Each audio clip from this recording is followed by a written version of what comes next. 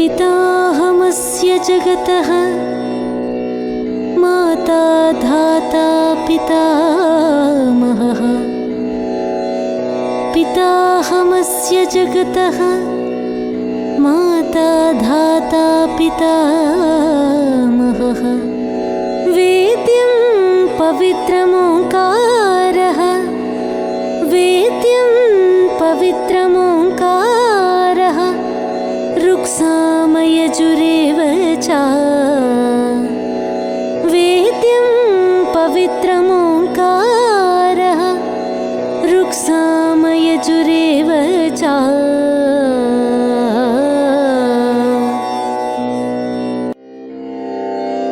पितासि लोकस्य चराचरस्य त्वमस्य पूज्यश्च गुरुर्गरीयान्। पितासि लोकस्य चराचरस्य त्वमस्य पूज्यश्च गुरुर्गरीयान्। न त्वत्समोऽस्त्यभ्यधिकः कुतोऽन्यो न त्वत्समोऽस्त्यभ्यधिकः कुतोऽन्यो लोकत्रयेऽप्यप्रतिमप्रभाव। न त्वत्समोऽस्त्यभ्यधिकः कुतोऽन्यो लोकत्रयेऽप्यप्रतिमप्रभाव। परमात्मा या भगवान के असाधारण गुण के मुख्य विषय के अंतर्गत हमने 59वां एपिसोड से 79वां एपिसोड तक यानी कुल 21 एपिसोड्स में 100% गीता द्वारा प्रकट प्रमाण या सबूतों के आधार पर भगवान के 5 असाधारण गुणों की पुष्टि की थी। 80वां एपिसोड से इसी मुख्य विषय के तहत भगवान के छठे असाधारण गुण के रूप में एक और बहुत ही गहन, महत्वपूर्ण और दिलचस्प विषय, एक भगवान ही पतित पावन है, इस पर चर्चा शुरू की गई थी, जो चर्चा 81 और 82 एपिसोड्स में भी जारी रही।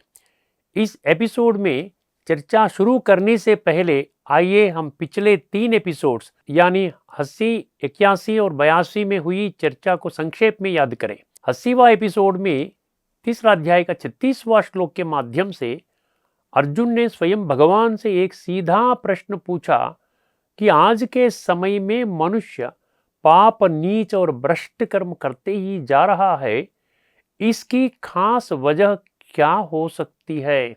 अर्जुन के इस प्रश्न पर भगवान ने दिए समाधान पर 81वां एपिसोड में विस्तार से चर्चा की गई थी। इस विषय के खास महत्व को ध्यान में रखते हुए हम इस समाधान को एक बार फिर से आपके ध्यान में ला रहे हैं। जैसा कि 3 अध्याय का 37वां श्लोक में स्पष्ट किया गया है, भगवान आज के समाज के लोगों के ध्यान में 3 विशिष्ट बातें ला रहे हैं। वे 3 बातें क्या है? पहली विषय, काम, क्रोध, लोभ, मोह, अहंकार नामक 5 विकारों में से काम और क्रोध नामक 2 विकार रजोगुण से उत्पन्न होते हैं। इस संदर्भ में सभी को 14वां अध्याय का 14वां श्लोक में प्रकट गुह्य तत्व को बुद्धि नेत्र जागृत करके भली भांति समझना अति आवश्यक है। वह गुह्य तत्व क्या है? देह त्याग करने समय जिनके संस्कार सात्विक होते हैं, केवल वे ही सत्य और त्रेता युग नामक स्वर्ग में प्रवेश करने के योग्य बनते हैं, जो शीघ्र ही इस पृथ्वी पर स्थापित होने वाला है। किसी भी कारण से जो लोग अपने संस्कार सतोगुणी नहीं बना पाते और रजोगुण अर्थात राजसिक संस्कार के साथ देह त्याग करते हैं, वे सत्य त्रेता युग में प्रवेश करने का योग्यता कदापि नहीं प्राप्त कर सकेंगे।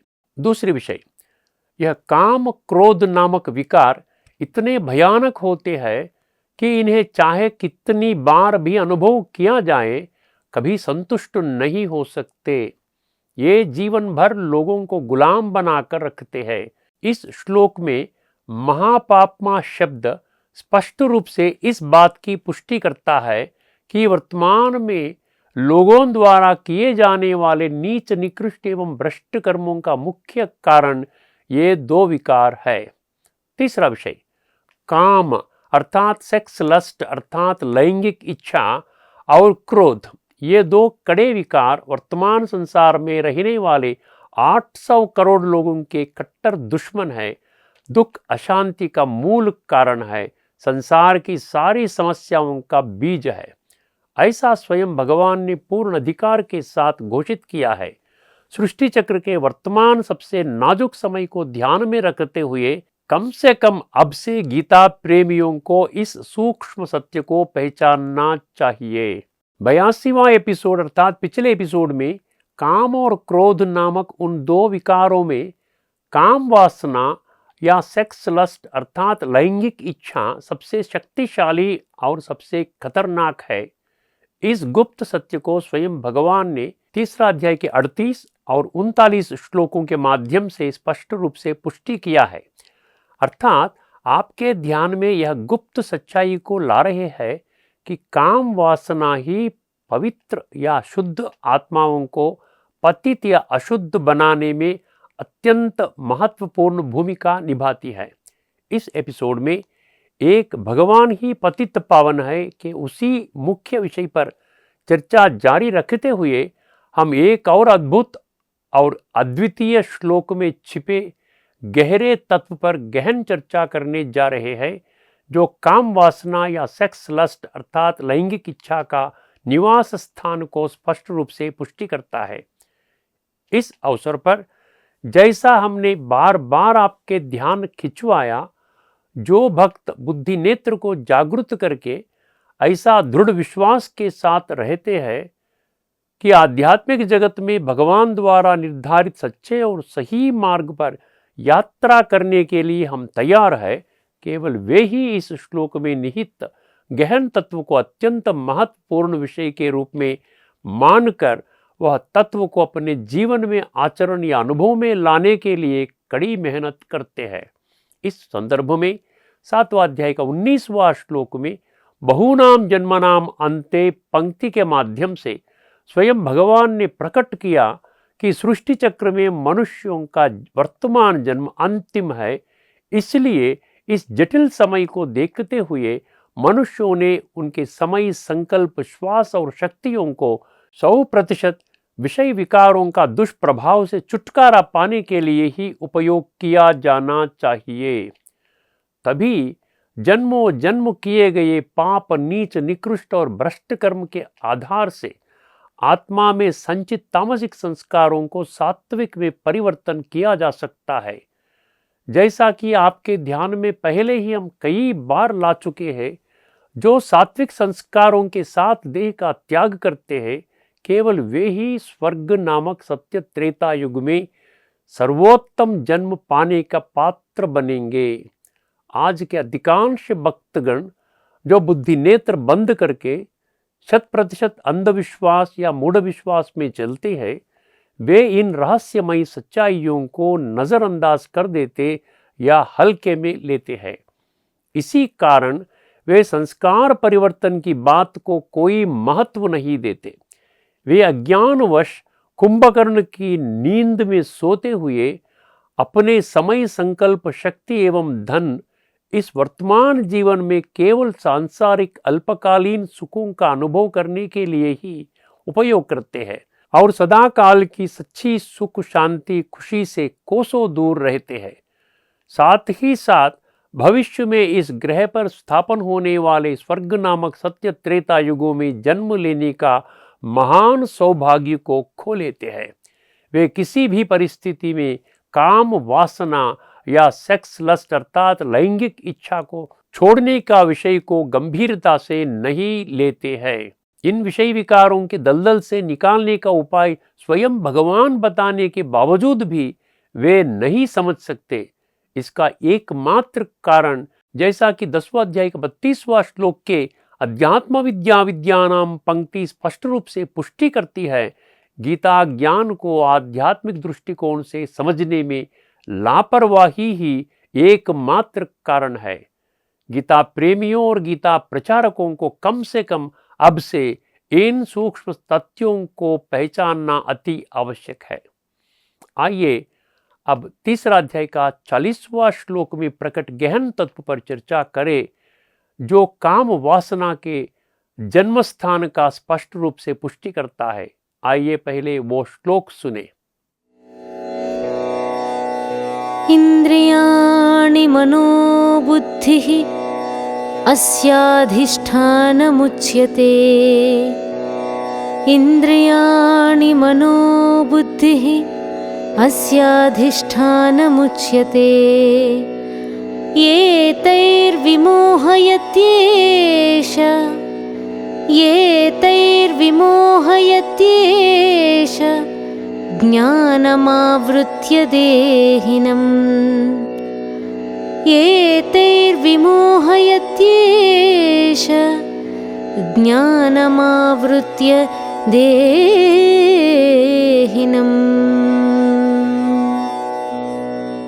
आइए सबसे पहले इस श्लोक में शब्दों का अर्थ जानने का प्रयास करें।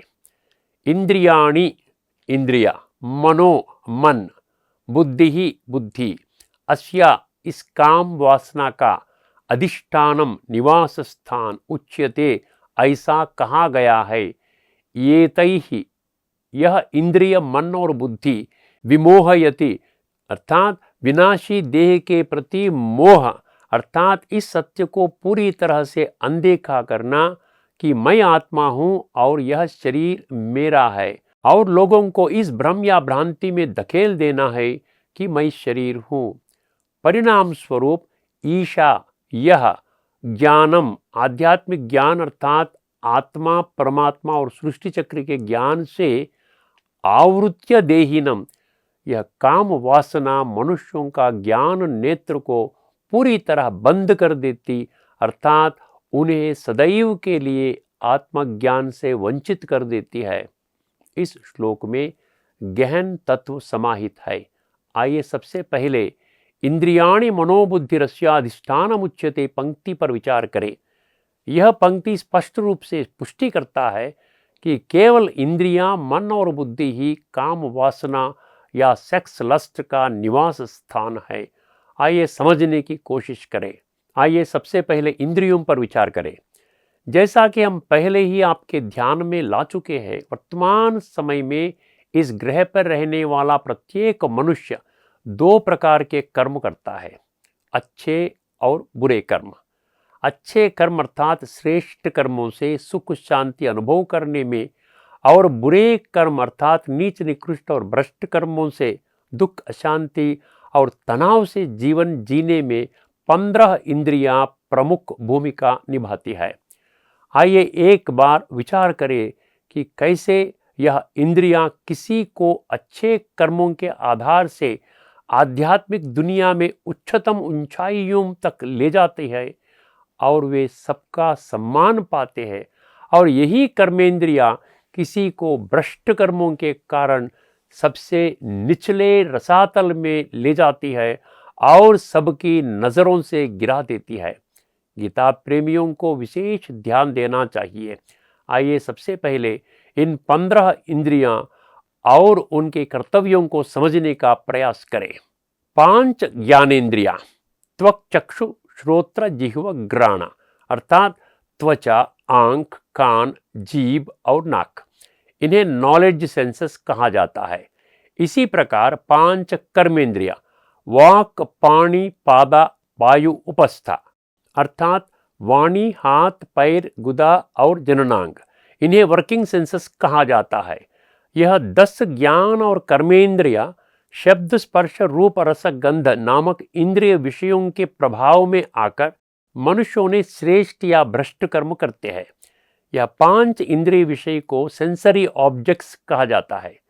यदि वर्तमान समय के लोग इन 10 ज्ञान एवं कर्मेंद्रिय और 5 इंद्रिय विषयों का उपयोग भगवान ने गीता के माध्यम से जैसे निर्धारित किया है उसी अनुरूप किया जाए तो आध्यात्मिक दुनिया में वे लोग उच्चतम ऊंचाइयों पर चढ़ सकते हैं। और अगर इसके विपरीत तरीके से उन इंद्रियों को दुरुपयोग किया जाता है तो कैसे लोगों ने खुद ही खुद का अकल्याण करते हुए अपने पांव पर कुल्हाड़ी मारकर अपने जीवन को स्वयं ही निचले पाताल में धकेल देते हैं। यह सच्चाई को अच्छी तरह समझने के लिए हम आपके सामने एक स्पष्ट उदाहरण रख रहे हैं। बुद्धि नेत्र को जागृत करके समझने का कोशिश कीजिए। 5 ज्ञानेंद्रियों में आंखें एक महत्वपूर्ण इंद्रिय है, जबकि 5 कर्मेंद्रियों में वाक, पाणी और पाद अर्थात वाणी, हाथ और पैर मुख्य है। इसी प्रकार 5 इंद्रिय विषयों में रूप मुख्य इंद्रिय विषय है। आइए विचार करें कि कैसे लोग इन तीनों का उपयोग करके अपने संस्कारों को तामसिक या सात्विक में ले जाते हैं। देखते हैं कि जब मनुष्य फिल्म देखने जाते हैं तो वे लोग अपनी ज्ञान इंद्रिय और कर्म इंद्रिय का उपयोग कैसे करते हैं। फिल्म देखने की कर्म करने के लिए लोगों को अपनी 3 कर्मेंद्रिय वाक अर्थात वाणी, पाणी अर्थात हाथ और पाद अर्थात पैर और एक ज्ञान इंद्रिय चक्षु अर्थात आंखें का उपयोग करना पड़ता है। वह अपने पैरों के सहारे सिनेमा हॉल तक जाते हैं, हाथों का प्रयोग कर जेब से पैसे निकाले और टिकट खरीदते हैं और वाक अर्थात वाणी द्वारा टिकट विक्रेता से बात करते हैं। रूप जो इंद्रिय विषय है वह सिनेमा है। आंखें जो ज्ञान इंद्रिय है उनका प्रयोग करके फिल्म देखते हैं। ध्यान दीजिए कि यह फिल्म देखने का एक कर्म उनके संस्कारों को कैसे प्रभावित करता है। यदि वह फिल्म आध्यात्म प्रदान एवं नैतिक मूल्यों पर आधारित हो तो देखने वालों के मन में नैतिक, मानवीय, सामाजिक एवं आध्यात्मिक मूल्यों को बढ़ावा मिल जाता है। उस देखने वाले व्यक्ति में दैवीय गुणों का विकास होती है और उनका व्यक्तित्व भी उत्कृष्ट हो जाता है, अर्थात उनके संस्कार सात्विक में परिवर्तन हो जाते हैं।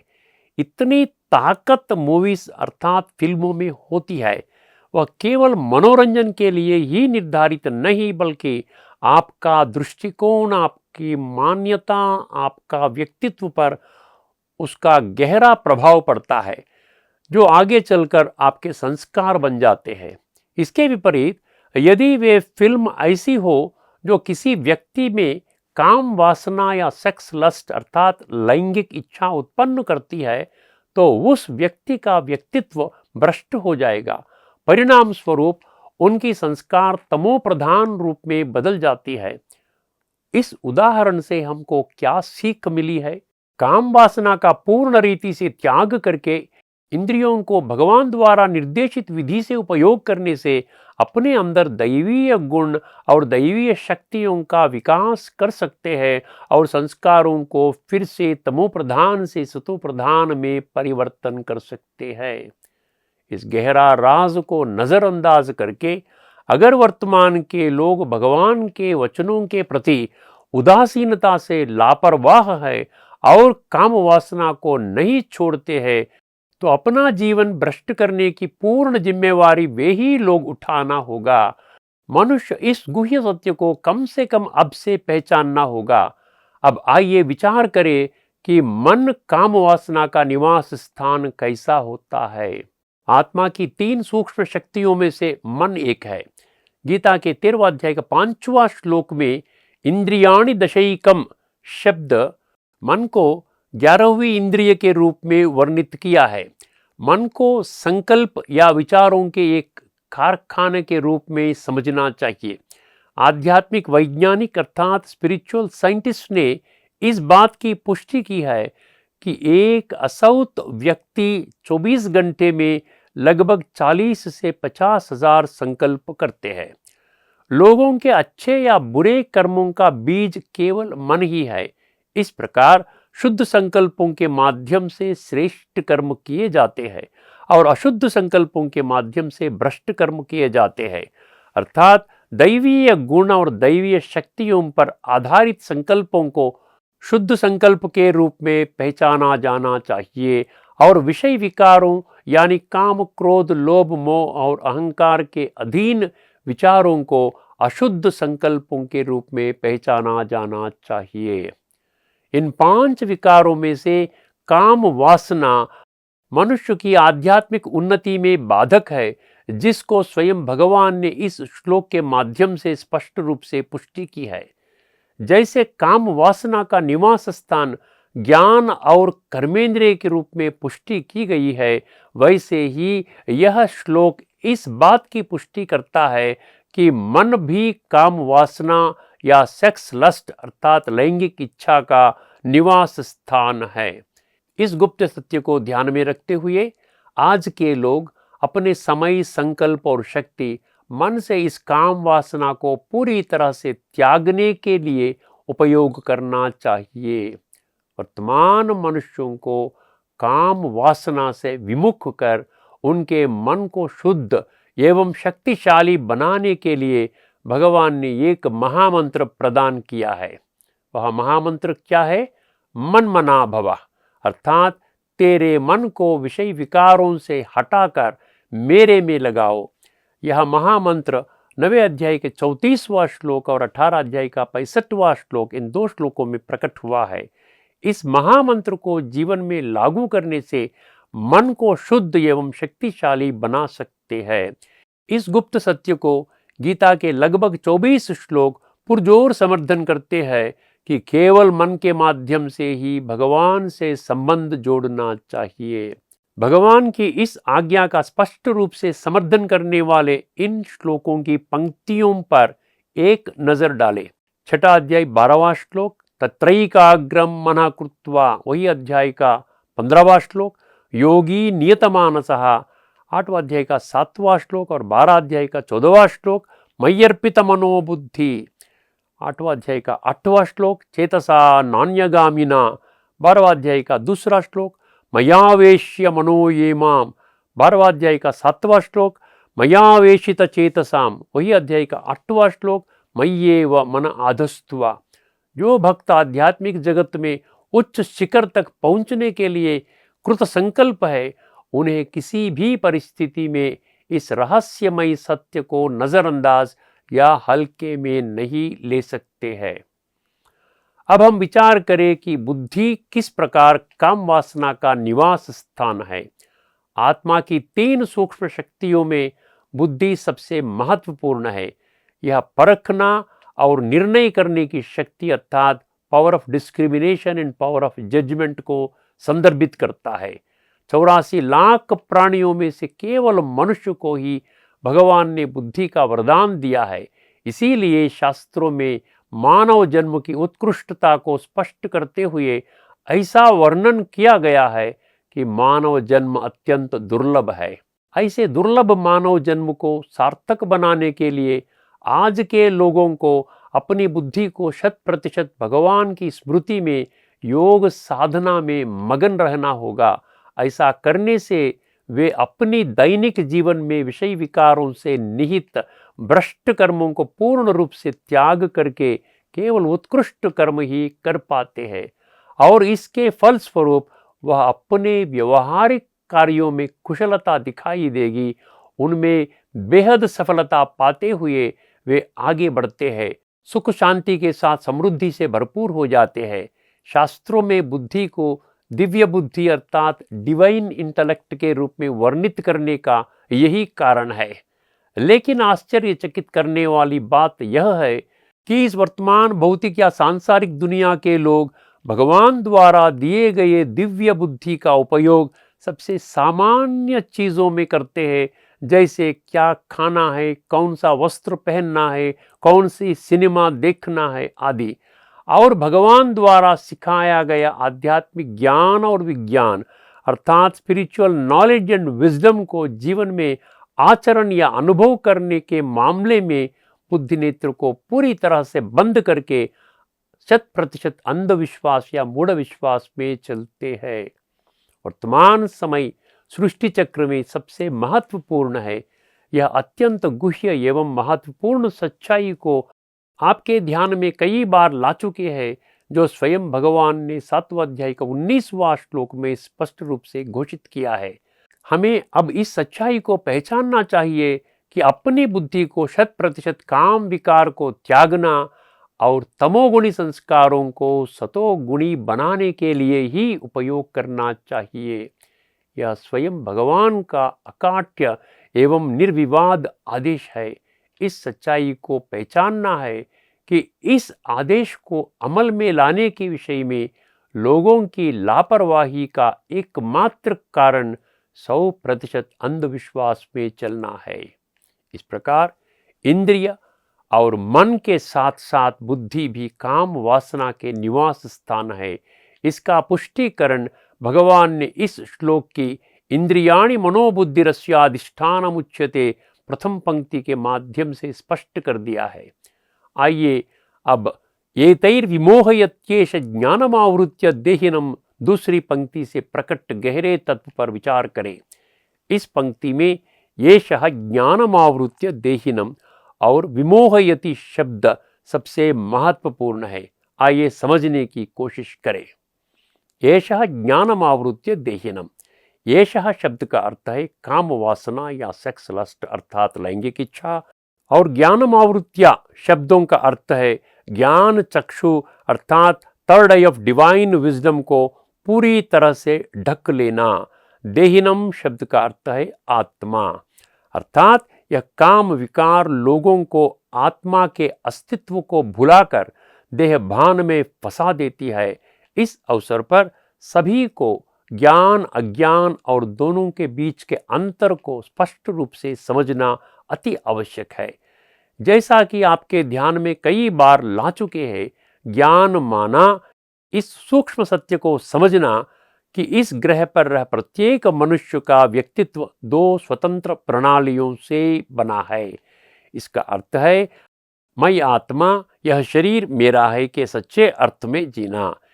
इसी को गीता का भगवान ज्ञान कहा और इसका विपरीत आत्मा के अस्तित्व को पूरी तरह से अनदेखा करके 24 घंटे और 365 दिन मैं शरीर हूं का गलत धारणा के साथ जीना अज्ञान कहा। 13वां अध्याय का 11वां श्लोक के अज्ञानम यदतो अन्यथा पंक्ति इस सच्चाई को पुष्टि करती है। येषः ज्ञानमावृत्य देहिनम शब्द से यह स्पष्ट हो गया है कि इस अज्ञान का मूल कारण काम विकार ही है। आइए अब हम विमोहयति शब्द से प्रकट गहरे तत्व पर विचार करें। विमोहयति शब्द का अर्थ है मनुष्यों को उनके मूल स्वरूप आत्मा के अस्तित्व को 100% भुला देना और मैं शरीर हूं के भ्रम या भ्रांति में धकेलना। यही कारण है कि मोह को 5 सबसे खतरनाक विकार अर्थात काम क्रोध लोभ मोह और अहंकार में चौथे विकार के रूप में वर्णित किया गया है। यदि इस एपिसोड की व्यापक चर्चा को ध्यान में रखा जाए तो इस श्लोक द्वारा प्रकट किए गए गहरे तत्व को सबसे आसानी से समझा जा सकता है। भगवान वाचा इंद्रियां, मन और बुद्धि काम वासना या सेक्स लस्ट अर्थात लैंगिक इच्छा का निवास स्थान है। यह काम वासना मन बुद्धि इंद्रियों के माध्यम से ज्ञान की तीसरा नेत्र अर्थात third I of divine wisdom को पूरी तरह से ढक लेती है और जीवात्मा को मोहित कर देती है। अर्थात यह शरीर में रह आत्मा के अस्तित्व को पूरी तरह से भुला देती है और मनुष्य को मैं शरीर हूं के भ्रम या भ्रांति में धकेल देता है। आइए इस एपिसोड में चर्चा यही समाप्त करें। आगामी एपिसोड में हम एक भगवान ही पतित पावन है विषय पर चर्चा जारी रखते हुए काम वासना या सेक्स लस्ट अर्थात लैंगिक इच्छा को पूर्ण रीति से नाश करने के विषय में स्वयं भगवान का आदेश को स्पष्ट रूप से पुष्टि करने वाली कुछ अद्भुत एवं दिलचस्प श्लोकों में छिपे गहरे तत्व पर गहन चर्चा करने जा रहे हैं। तब तक के लिए सभी को नमस्कार। लोका समस्ता सुखिनो भवन्तु। ओम शांति।